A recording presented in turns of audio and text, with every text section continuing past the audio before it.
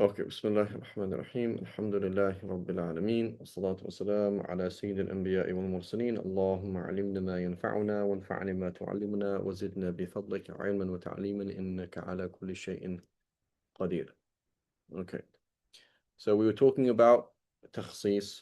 So then we went into istithna. And we mentioned condition number one of istithna is that it not be mustaghriq. Right? You can't say laka alayya ashara illa ashara. That doesn't make any sense. And he says, قال مصنف رحمه الله تعالى ونفعنا الله بعلمه وعلمكم آمين ومن شرطه أي الاستثناء أن يكون متصلا بكلام أي بالنطق أو في حكم متصل فلا يضر قطعه بسعال وتنفس ونحوهما مما لا يعد فاصلا في العرف فإن لم يتصل بالكلام المستثنى منه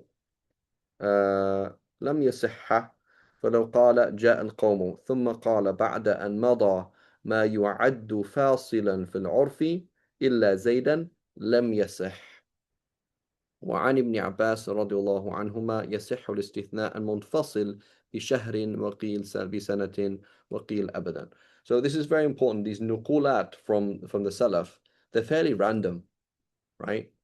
So when you find somebody today giving a fatwa, oh, Ibn Abbas said this was halal, or Sayyidina Ali said this is halal, it's fairly random. Like we have really no idea whether this is true or not, what was meant or what was going on. Like it's kind of a silly, it's almost like silly, meaning it's so open that if you sat with Ibn Abbas today, you're like, are you honestly saying that somebody can say this?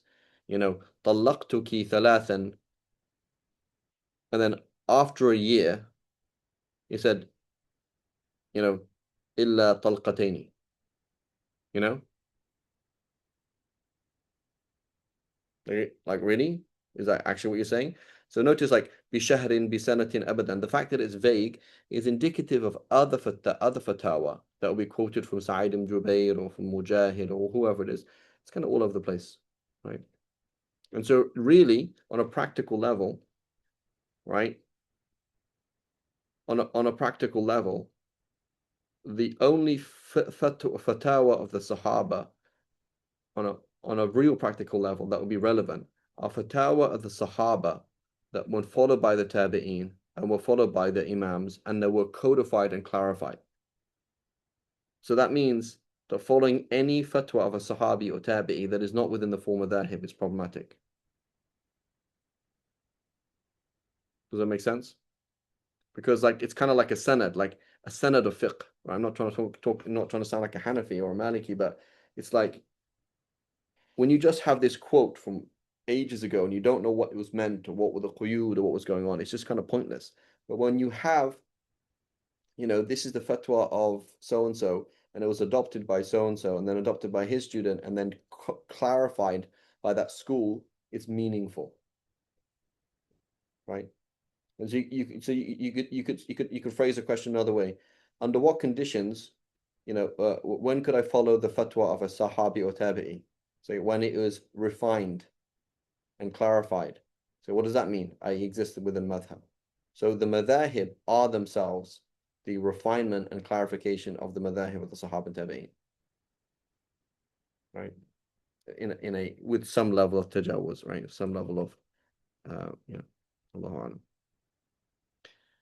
ويجوز تقديم الاستثناء أي المستثنى عن على المستثنى منه نحو ما قام إلا زيدا أحد ويجوز الاستثناء من الجنس وهو المتصل المعدود في المخصصات المتصل كما تقدم ومن غيره وهو المنقطع right جاء الناس إلا حمارا right التخصيص بالشرط right so now this is again a تخصيص متصل right so nobody's debating these issues there's no addition there's no debate here they're just labeling them والشرط وهو الثاني من المخصصات المتصل يجوز أن يتأخر عن المشروط في اللفظ كما تقدم ويجوز أن يتقدم عن المشروط في اللفظ نحو إن جاءك بنو تميم فأكرمهم وأما في الوجود الخارجي فيجب أن يقدم الشرط على المشروط أو يقارنه talking about in reality right but here we're talking about في اللفظ right but obviously that's something else right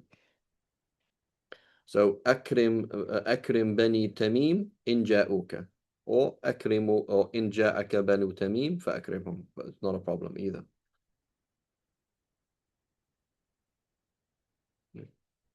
So that's تخصيص متصل. and then he says والتخصيص بالصفة والتقييد بالصفة له هو الثالث من المخصصات المتصلة ويكون في المقيد بالصفة أصلا ويحمل عليه المطلق فيقيده ف فيقيده بقيده كالرقبة قيدت بالإيمان في بعض المواضع كما في كفارة القتل وأطلقت في بعض المواضع كما في كفارة الظهار فيحمل المطلق على المقيد احتياطا. Right, so this is something, another discussion, right? Um, so things like when I said أكرموا الرجل الطويل, right? That means I'm doing تخصيص of رجل, obviously. But these go into another topic here, another issue, which is حمل المطلق على المقيد, right? So the Prophet sallallahu alaihi wasallam joined on journeys. The Prophet sallallahu alaihi wasallam shortened on journeys of distance X. So both are rukhsas to do with traveling. In one place, the journey is mutlaq. The other one, it's muqayyad. So I'm going to do haml mutlaq ala muqayyad, right? Here, kafarat al-qatl is not agreed upon, but, you know, كما في أطلقت في بعض المواضع, right? وقيدت في بعض المواضع, right? رقبة مؤمنة and رقبة. Freeing a slave, a believing slave. So because it's the same kind of thing, we're going to understand it in the same kind of way. So yuhmal, right? We're going to assume that the mutlaq is actually muqayyad. Okay, a takhsis bil mukhassis and munfasil. This is where we're talking about interesting things, right? This is what's actually interesting, right? So it says ويجوز تخصيص الكتاب بالكتاب على الأصح نحو المطلقات يتربصن بأنفسهن 3 قروء الشامل لأولاة الأحمال فخص بقوله وأولاة الأحمال أجلهن أن يضعن حملهن. So أصلا المطلقات was عام, right? And then خصص ذلك العام وأولاة الأحمال أجلهن أن يضعن حملهن. Right, so this is a different text, a different surah, a different time. This is تخصيص منفصل, no issue. Hanafi is totally fine with this too. ونحو قوله ولا تنكح المشركات حتى يؤمن الشامل للكتابيات لأن أهل الكتاب مشركون لقوله تعالى وقالت يهود عزير بن الله وقالت النصارى المسيح ابن الله. So two قراءات عزير ابن الله وعزير بن الله قراءتان. إلى قوله تعالى لا إله إلا هو سبحانه عما يشركون. خص بقوله تعالى والمحصنات من الذين أوتوا الكتاب من قبلكم أي حل لكم والمراد هنا بالمحصنات الحرائر, right? Free Jews, female Jews and Christians, right? So that's تخصيص. ويجوز تخصيص الكتاب بالسنة سواء كانت متواترة أو خبر آحاد وفاقا للجمهور كتخصيص قوله تعالى يوصيكم الله في أولادكم, right? الشامل الآية الشامل للمولود الكافر, right? So this is the wasiyah. This is so the inheritance applies to Muslims and non-Muslims according to the ayah. لحديث لا يرث المسلم الكافر ولا الكافرة ولا الكافر المسلمة, right? So even though it's ahad, we can do تخصيص of it, not a problem.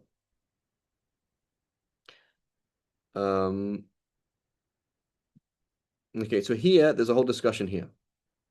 In the Hashis where it says اتفق العلماء على جواز تخصيص عموم الكتاب بالسنة المتواترة, no issues, right? Because it's both متواتر. وقال الآمدي لا أعلم فيه خلافا وكذا قال أبو حامد الإسفراييني. So this Isfraini, right? It's some kind of Farsi names. That's why it kind of comes out in a funny way. It's probably and then Safarini is something else though. Safarin is in Jerusalem, right? But Isfarain is in Iran.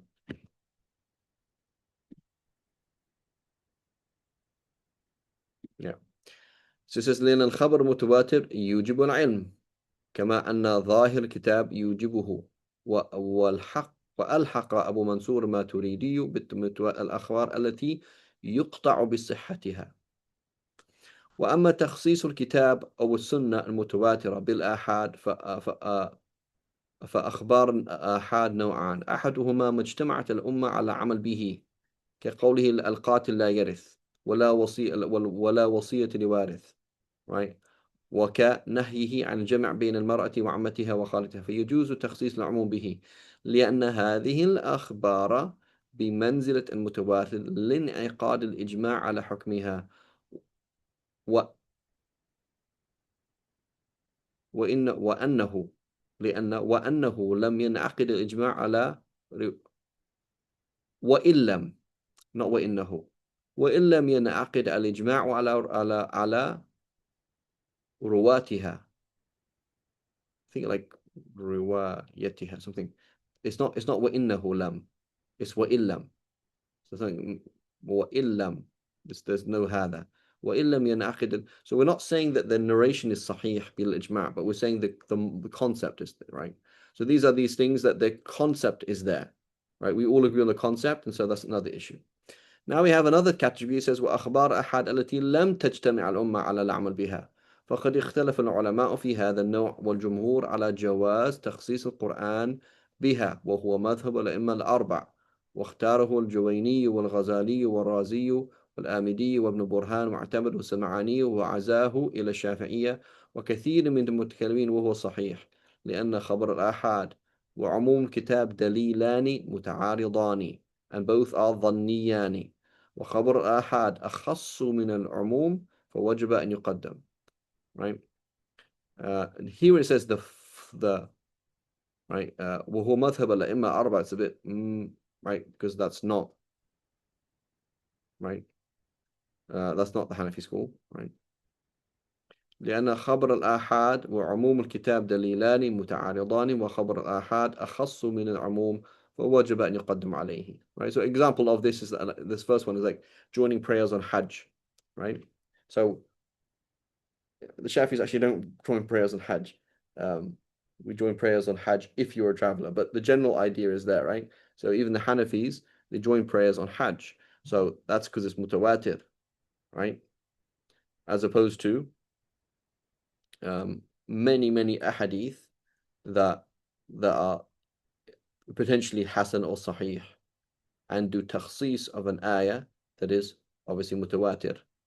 And so we don't do that in Hanafi school. قال السمعاني هذا لأن العمل بالدليلين واجب ولا يجوز ترك الدليل إذا أمكن العمل به، وذهبت المعتزلة وأكثر حنفية إلى عدم جواز تخصيصه. So that's why it's kind of odd when he says المذاهب الأربع, right?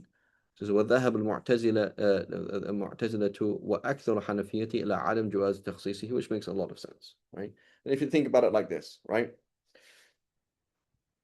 I tell you, for example, I say, guys, there's no class next week. Okay, 2 minutes later, there's no class next week. Okay, 2 minutes later, there's no class next week. 2 minutes later, there's no class next week. There's no class next week. Every 2 minutes, I keep saying, like, bro, you've said it like 20 times in the last hour. Okay, so you've definitely heard me say there's no class next week. Okay, then you get a private text, okay, from the admin saying, oh, by the way, there is a class next week. You're like, why is that on the group? You know? You know what I'm saying? Like, why isn't that on the group? So, and then you've heard me say it 20 times. So do you think it would be reasonable to question whether or not there's a class next week? Or would you say, well, given that the only way that you're in this class is because you've had a private text message from admin at some point, right? At some point, you got a text message from admin saying, please fill out this document, which classes you want to add, right? At some point, either an email or a text message, right? Where it's like, there's no group, it's just a text message. It's ahad, it's just one person. You know what I'm saying? So, like, would you think that's reasonable to do that? Would a normal person question whether or not there's a class next week? If the teacher told them 20 times in the class that there's no class next week, and then they received a single text message from one person outside of the group saying there is a class next week. What do you think?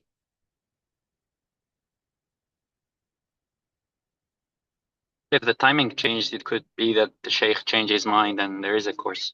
Yeah, it could be, but do you think it's reasonable to question it?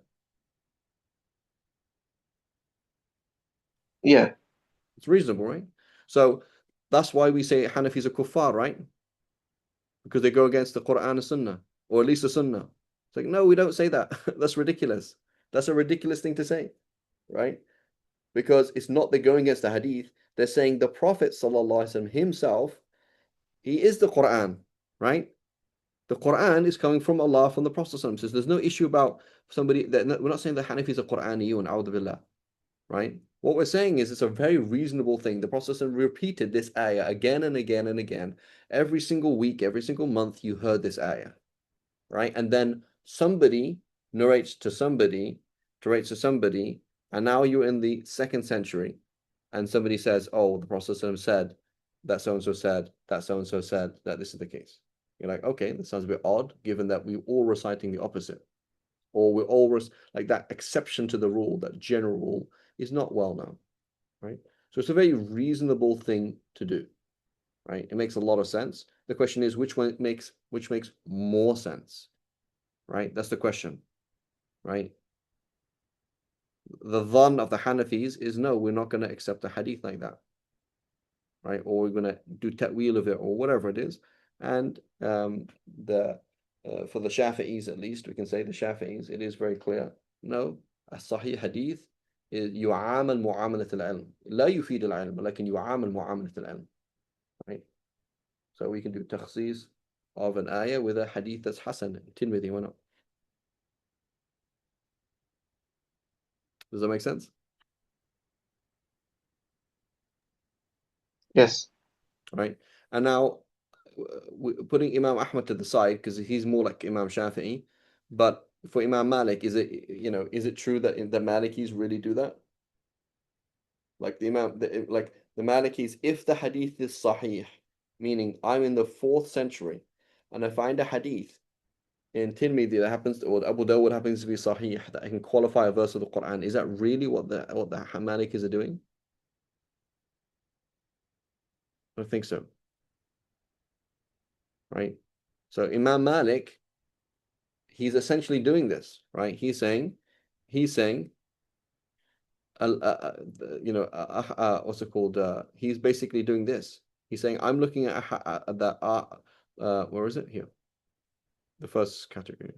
مجتمعت الأمة على عمل به, right? So he's saying, مجتمعت علماء المدينة على عمل به خلاص. So Imam Malik is kind of quote unquote ignoring a hadith and almost a verse of the Quran as if it's not acted upon, right? And in reality, we kind of all do that. There are many verses of the Quran that you could imagine doing istinbat from, right? And coming up with a halal haram, but basically nobody does that. Why? Because basically none of the Salaf did it, right? So we have to understand that if you're going to follow this approach, you've got to go all the way. So by the Shafi'i school, right? The Shafi'i school is actually a stage, Allahu Alam, is a stage after the Hanbali school, even though Imam Ahmad comes after Imam Shafi'i. But Imam Ahmad is more conservative and is more affected by the fiqh of the Salaf than Imam Shafi'i, right? So Imam Shafi'i's approach is actually very important but very dangerous, right? Because it could be that this hadith is sahih according to you, and there's no ijma' against it. So now I can do takhsis of an ayah, or there's a verse, it's quite difficult. It's quite difficult or to prove ijma', right? And so the whole issue of ijma', if you look at the Hanbali school, there's much more fiqh salaf in the Hanbali school than there is in the Shafi'i school. And a good example of that is joining Dhuhr and Asr because of rain, right? So Imam Shafi'i rejects Imam Malik's fatwa on that. It says, why are you acting upon half the hadith? The hadith says Prophet joined Dhuhr and Asr, Maghrib and Isha. Right? Dhuhr and Asr, Maghrib and Isha. So why are you acting upon just half of it? So notice how Imam Ahmad also acts upon just half of it. So joining as an individual, other khas, that's different in the Hanbali school, right? Other khas, you're sick, that's something else. But joining for rain in the masjid, right? Or however it is that they do in the Hanbali school, is just between Maghrib and Isha, like the Malikis, right? So if you see Imam Shafi'i then says, no, you can join Dhuhr and Asr and Maghrib and Isha for rain. The next generation, Ibn Mundhir of the Shafi'is, he says you can join for any reason, right? Notice how a Hanafi would work with that. The Hanafi would look at the hadith and say the hadith is ahad, right? It's not widespread. The whole idea of joining prayers in a city, joining prayers, period, let alone joining in outside of Hajj, is not widespread. It's not accepted by the Ummah in general. It's ahad. I am not going to come and take this hadith, which says the Prophet ﷺ joined Dhuhr and Asr and Maghrib and Isha for no reason, basically. I'm not going to do taqdeem of this hadith over something that the Prophet ﷺ said multiple times. Inna salata kanat ala al-mu'minuna kitab mawquta. Again and again and again and again and again, right? So it's not an issue of people being Quraniyun. It's the issue of, what's stronger. Allahu A'lam. So the Shafi school is very important. It's also very dangerous. And that's why it led to the Zahiri school. Right? It led to the Zahiri school. And it really clicked for me how dangerous it was when I started seeing Ibn Mundhir. So Ibn Mundhir has certain positions here and there. It's like, it's kind of interesting. But you can see the direction where it could go. You know what I'm saying? Like somebody, for example, somebody following Hanafi or Hanbali or Maliki usul could never say that hijab is not obligatory. Whereas somebody following Shafi usul could, in principle, do that. Again, if they start playing with ijma. You know what I'm saying?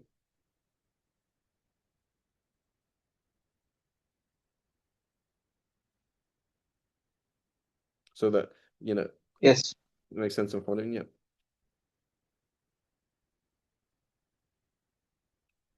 And even more so like the Zahiris, right? You can do lots of crazy stuff there. Get your answer the adhan. Allahu Akbar, Allahu Akbar, Allahu Akbar, Allahu Akbar. Ashhadu an la ilaha illallah, ashhadu an la ilaha illallah, ashhadu anna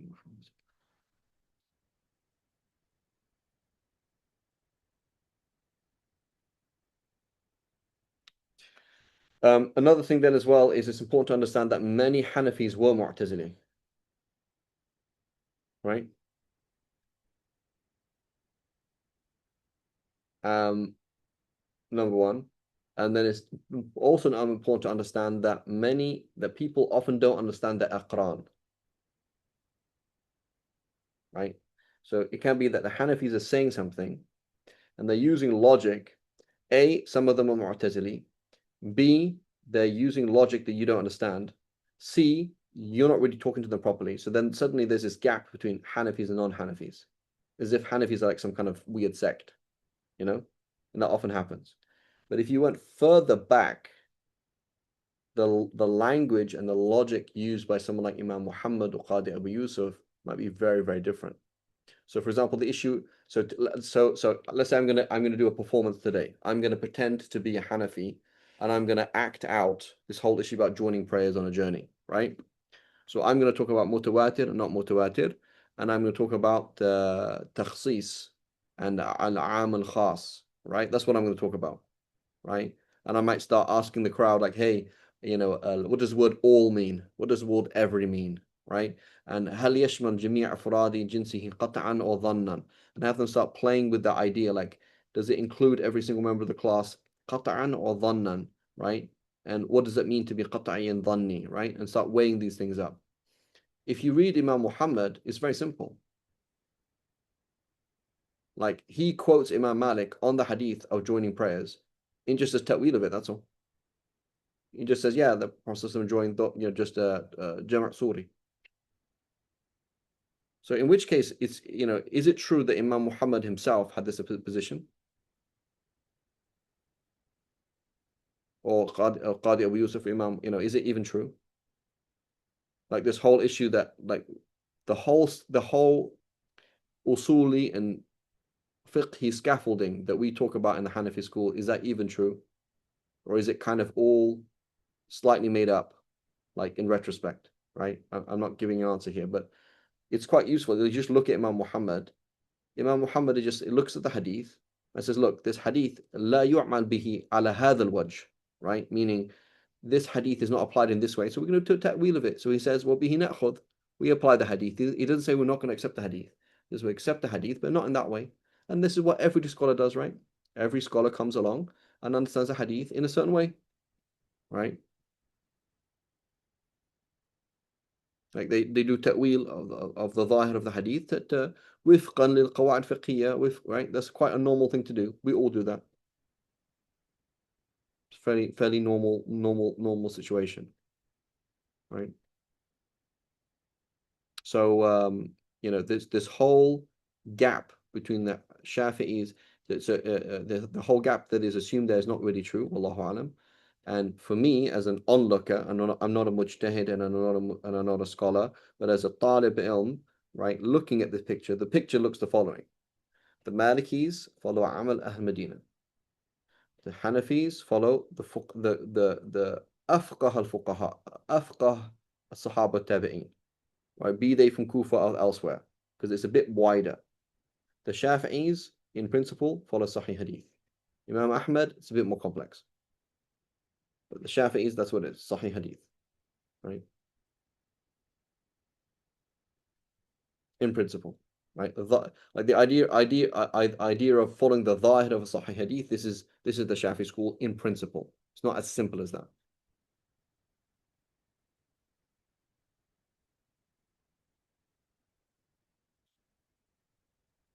So he says in the Hanafi school, if joining prayers was amal of Ahl Kufa by Ibrahim al-Nakhai, it would be mashhur by our standards. Yeah. So yeah. So then they would act upon it and they say this is an exception, right? So they say basically this is a fatwa of this great Sahabi, Tabi'i, and it goes against the normal system. Khalas will act upon it. But the fact that he didn't do that, right, is a problem, right?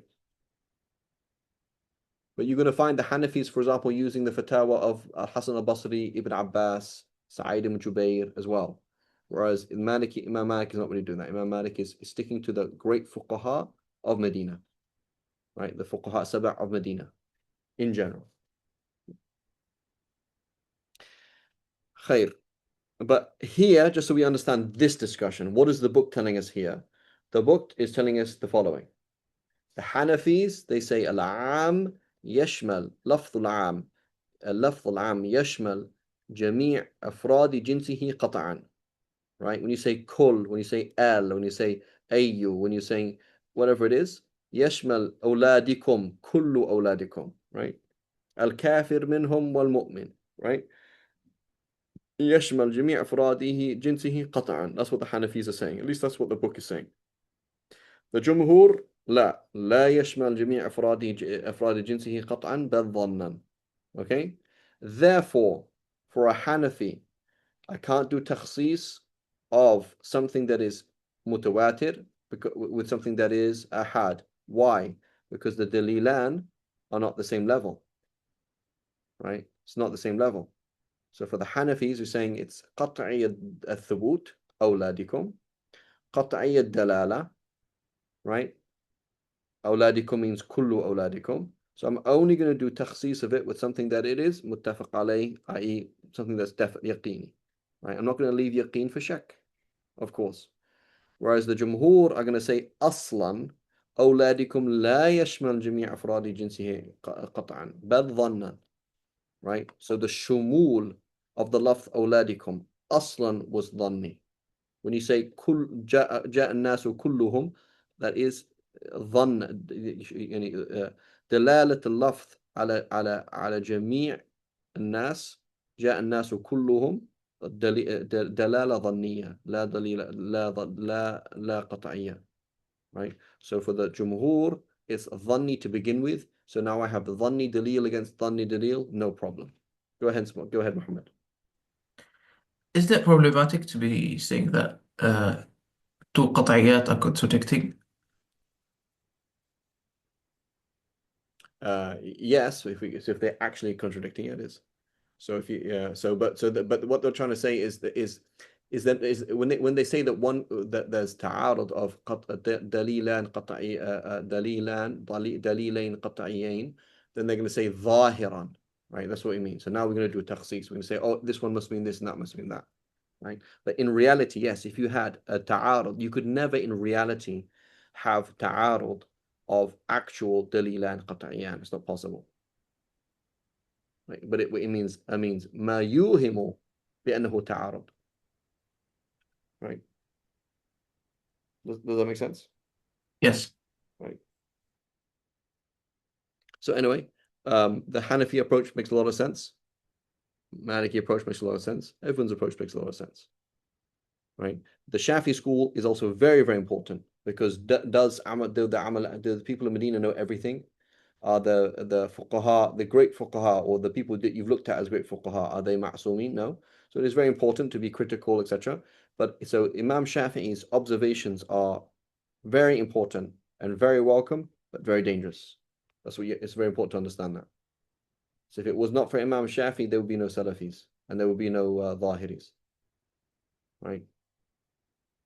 I'm not trying to say he's to blame, a'udhu billah, right? I'm not trying to say that there's any loam. I'm not saying that. What I'm saying is that sometimes you will say something that's very important, but also very dangerous. Right? It's like you tell a kid, your parents might not always be right. So then what does that mean then? You know, when should I not listen to them then? So, you know. So Imam Shafi questioning many things. He questioned many things and he brought down the dalils, the actual now the default usul are 4 proofs. That's very important. And the importance of the hadith, Sahih hadith, and it's, you know, he's very, very important. And how he phrased it and how he spoke about it and how he organized it, logic, very, very important, but also very dangerous. Right?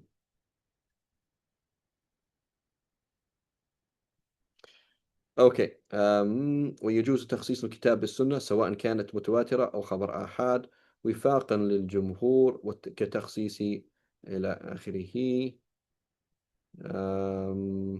ويجوز تخصيص السنة بالكتاب فتخصيص حديث صحيحين لا يقبل الله صلاة أحدكم إذا أحد حتى يتوضأ قال تعالى فلم تجدوا ماء فتيمموا صعيدا طيبا وإن ورد السنة بالتيمم أيضا بعد النزول الآية.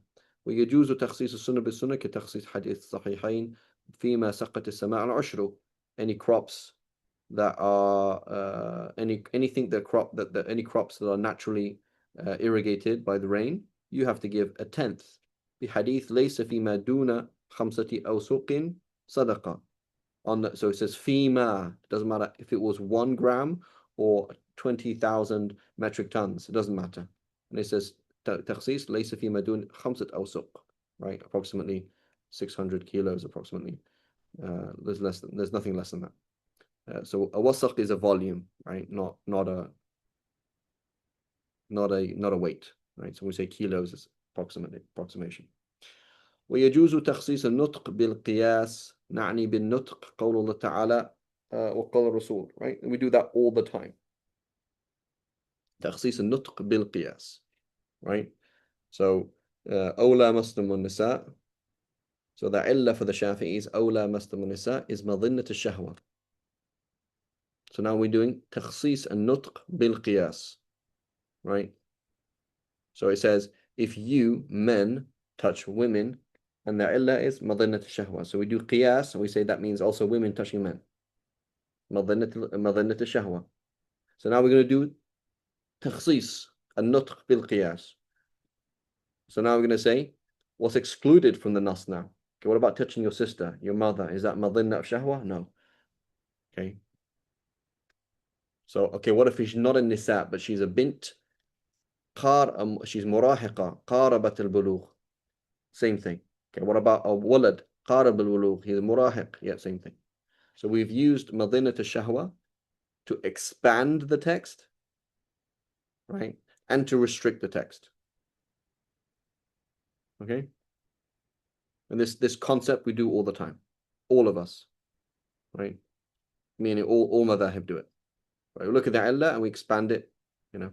We expand the text. This includes this, and then things that are originally included in the text are excluded as well. Right?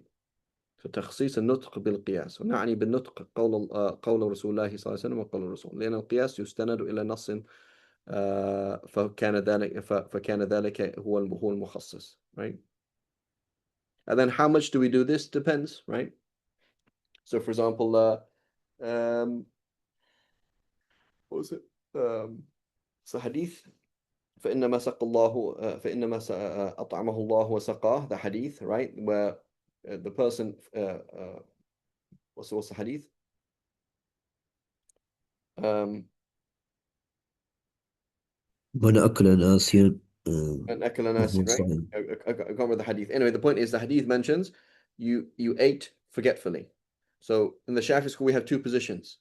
Is it mutlaq, right? Like it doesn't matter what you did, as long as you forgetfully ate. It doesn't matter how many times it happened or how much you ate, right?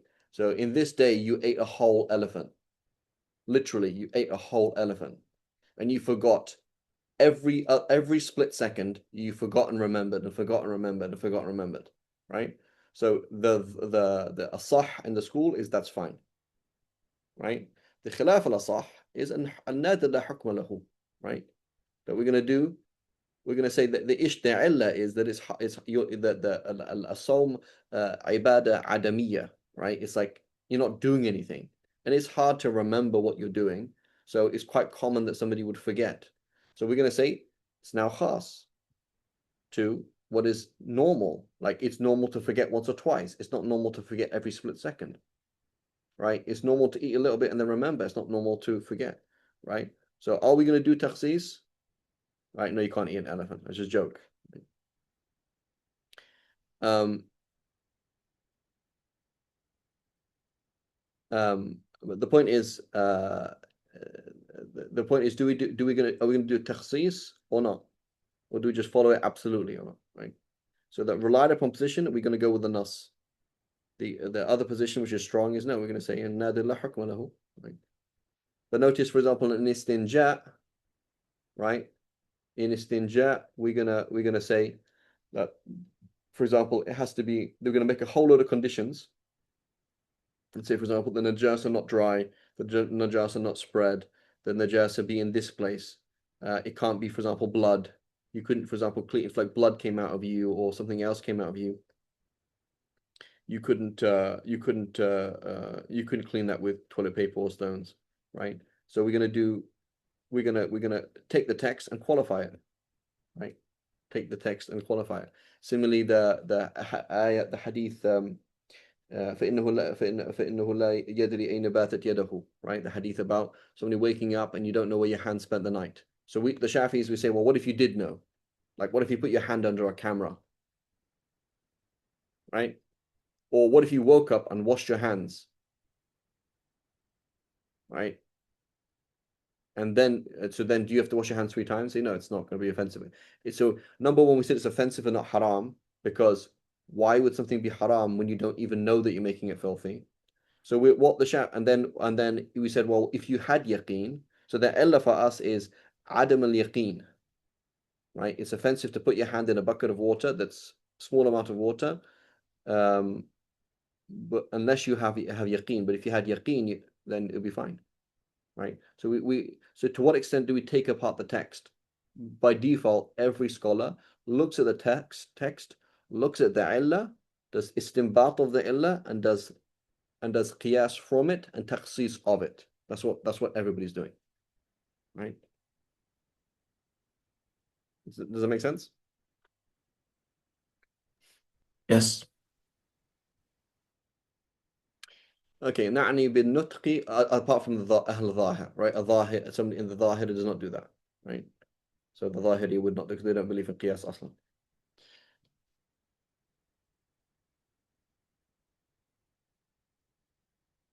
Okay, لأن القياس يستند إلى نص من كتاب سنة رسول الله فكان ذلك هو المخصص, right? ومثال تخصيص الكتاب الزانية والزاني فاجلدوا كل واحد منهما 100 جلدة, خص عمومه الشامل للأمة بقوله تعالى فعليهن نصف ما على المحصنات من العذاب, وخص عمومه أيضا بالعبد المقيس على الأمة. So we did qiyas there. It mentions here, he says فائدة مهمة بقي مما يجوز تخصيص به أمور لم يذكر الشارح وقد ذكرها الإمام الرملي شمس الدين الرملي وهو مفهوم الموافقة كتخصيص قوله تعالى lay, right? Lay means to turn around, right? To turn around. So it's لي الواجد يحل عرضه وعقوبته, right? So it means that you turned around. He's wajid, he has the money, but he turns around, doesn't give you his money. He has the cash, doesn't give it to you. يحل عرضه وعقوبته, right? أي يحبس نحوه. بمفهوم قوله تعالى فلا تقل لهما أف من أنه لا يحل أذى الوالدين بحبس وغيره. وذلك كان الأصح أن الوالد لا يحبس في دين ولده.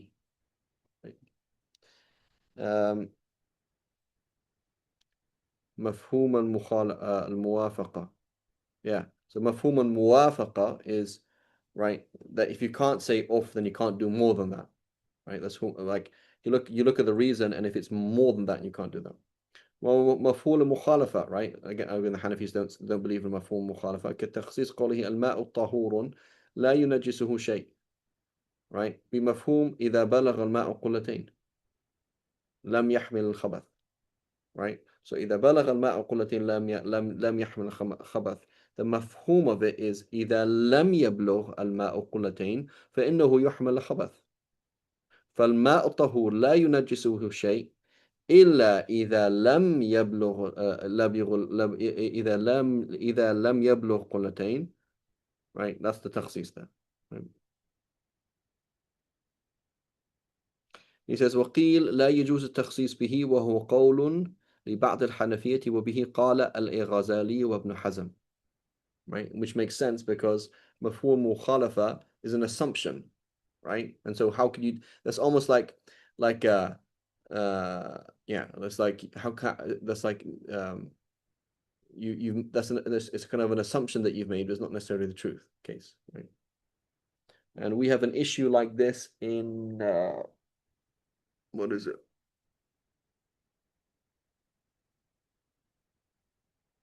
That's something else. That's to ta'arud adilla, something else. Al-Hits, obviously, right? كتخصيص قول تعالى في الريح المرسلة على عاد تدمر كل شيء, right? أي تهلكه بالحس فإن نشاهد مما لا تدمير فيه كالسماوات والجبال, right?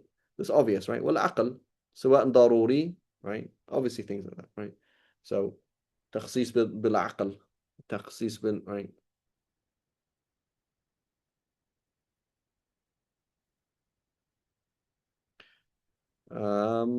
Okay.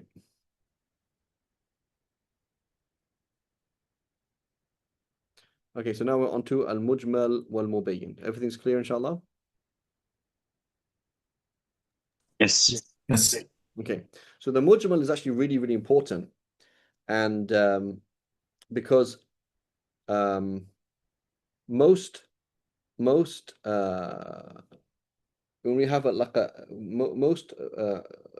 most actions are mujmal, right? So you say Muhammad Amin moved house. When? Where? Why? Like it's mujmal, right? So you say the Prophet did. Say when, why, how, when, what, you know, what, all the specifics are not really there, right? So there's a lot of things that there's ijmal, right? And particularly when it comes to actions. So it's والمجمل في اللغة من أجملت الشيء إذا جمعته, to gather something together. وضده المفصل. وفي اصطلاح هو ما افتقر إلى البيان. So in reality it's relative. Am is relative, right? Am in respect to something else is khas, right? When you say, for example, all men, I mean in respect to kids it's khas, but in respect to other men it's am, right? So what it really means is in respect to the details that you need, it is mujmal, right? أي هو اللفظ الذي يتوقف فهم المقصود منه على أمر خارج عنه إما قرينة حال أو لفظ آخر أو دليل منفصل. Right? So it could be مجمل من ناحية, right? Meaning I don't have enough information to apply this text from this point of view.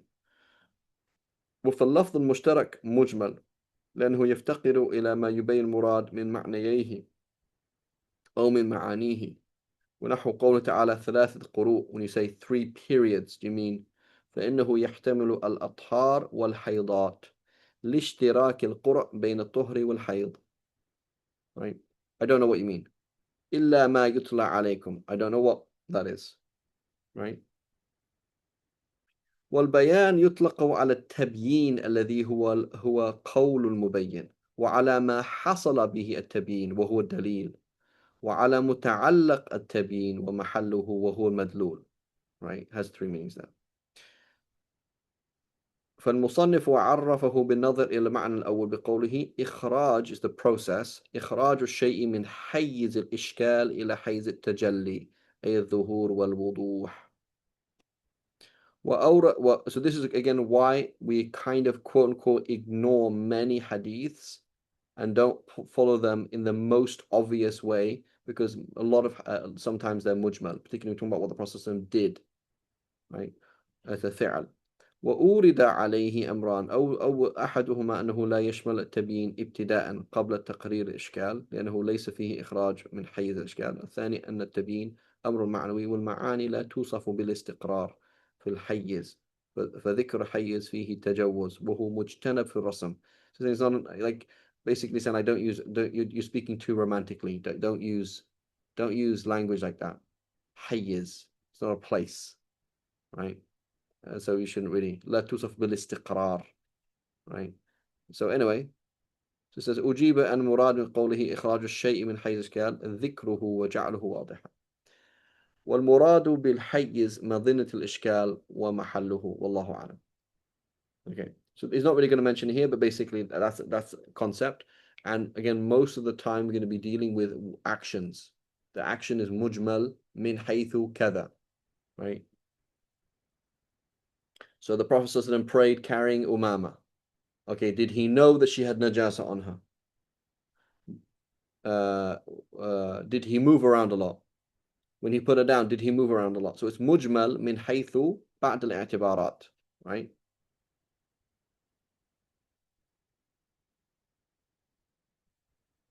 And so our Salafi friends, they're not going to do that. They're going to basically make up some assumptions about a fi'al because it seems reasonable to them and just roll with it. Just go like that. Where in reality, the fuqaha don't often do that, because there's ijmal in it. I don't really know exactly what it means. Okay, next thing then is ta'arif an-nas. I think it's a good place to pause, inshallah. We'll stop here, inshallah. Any questions or queries?